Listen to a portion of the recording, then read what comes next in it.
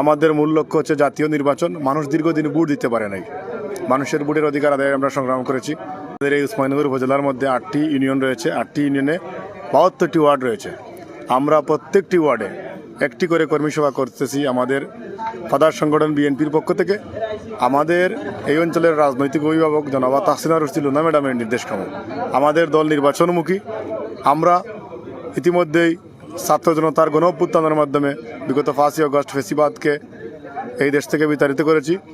আমাদের মূল লক্ষ্য হচ্ছে জাতীয় নির্বাচন। মানুষ দীর্ঘদিন ভোট দিতে পারে নাই, মানুষের ভোটের অধিকার আদায়ে আমরা সংগ্রাম করেছি।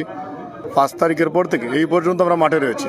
আমরা আগামী নির্বাচনের আগ পর্যন্ত আমরা মাঠে থাকবো। আমাদের নেত্রীর নির্দেশনা নিয়ে মানুষের সাথে সুসম্পর্ক বজায় রেখে আমাদের নির্দেশনা দেওয়া হয়েছে। আমাদের নেত্রীর মেসেজটুকু সাধারণ মানুষের কাছে আমরা পৌঁছে দিচ্ছি ইতিমধ্যেই। আর আমাদের একটি সংগঠন বাংলাদেশ জাতীয়তাবাদী স্বেচ্ছাসেবক দল, এখানে আমরা বিগত দিন স্বেচ্ছাসেবক দল সুসংগঠিত করতে গিয়ে উপজেলার 72টি ওয়ার্ডের মাধ্যমে আমরা হাঁটি পা করে গেছি।